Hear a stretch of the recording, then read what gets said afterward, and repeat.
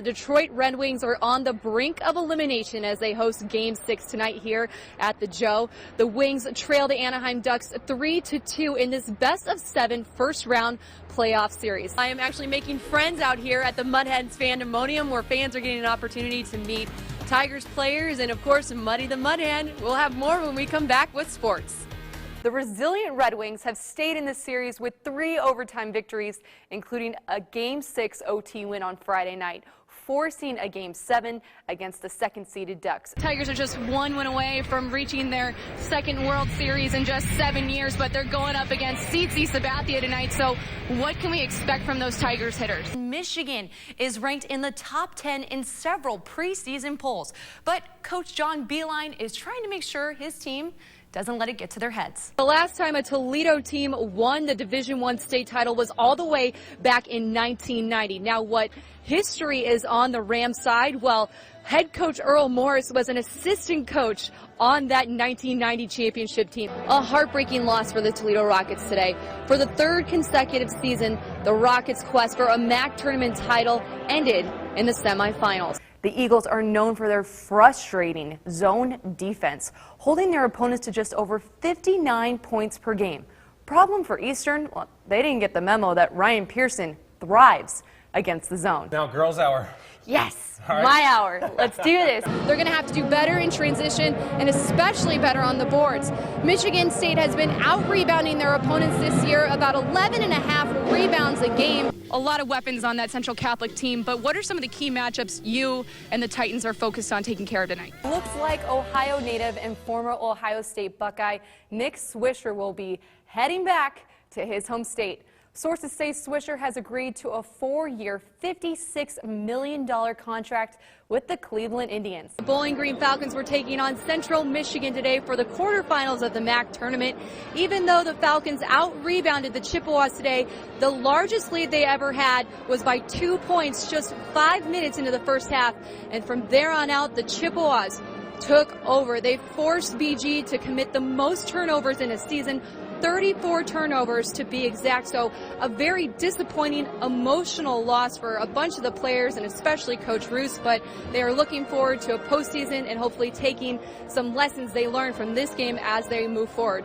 Of course, we're going to have highlights and we'll hear from some of the Falcons later on in sports. The Cleveland Indians are on a roll. Today, the Tribe was looking to get its 12th win in 14 games and lock up a series win against division rival Detroit.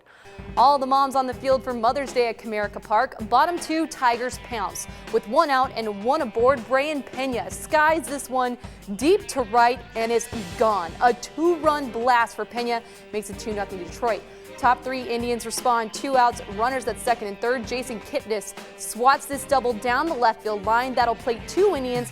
We're tied up at 2. Top 9, now 3-2 Detroit. Jose Valverde in for the save, but he can't close the door. Michael Brantley slices a single to left. Michael Bourne books it home from second. We're tied up at 3. Then in the 10th, with 2 outs and 2 on, Mark Reynolds with the go-ahead single to left. Indians hold on to win 4-3 in 10 innings, locking up the win in this rivalry series with the Tigers. Welcome back to sports. The last time the Detroit Lions won at Lambeau Field was '91. That's when Hall of Fame running back Barry Sanders was on the team. The Lions have lost 20 consecutive games in Green Bay, and after tonight, we can now chalk it up to 21 consecutive games.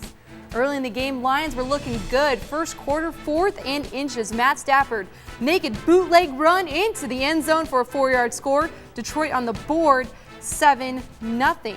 Second quarter, things still looking good. Lions capitalize after forcing a Packers fumble on 2nd and 6. Stafford hits Chris Durham for a sweet catch. That's good for 27 yards.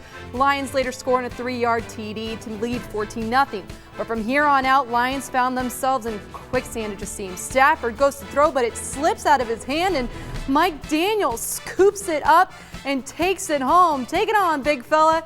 Packers will go on to roll with that momentum and win 27-20. Lions have now lost 5 games in a row. Michigan is just 1 win away from matching the program's best start to a season. 1 more win, and the Wolverines will match the 85-86 team's 16-0 start. However, to get their 15th win today, the Wolverines had a little bit of trouble in the beginning of the game. After starting the game down 7-0, the Wolverines rallied to take the first lead of the game. Tim Hardaway Jr. with a slick pass to Glenn Robinson III on the backdoor cut. Michigan takes the lead 17-16. Just before the half, Michigan gets some breathing room on the fast break. Trey Burke with a bounce pass to Hardaway Jr. for the jam. Hardaway finished with 19 points.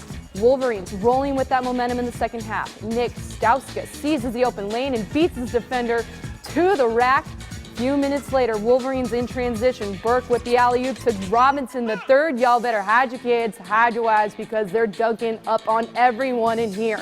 Michigan coast past Iowa 95-67 to remain undefeated this season.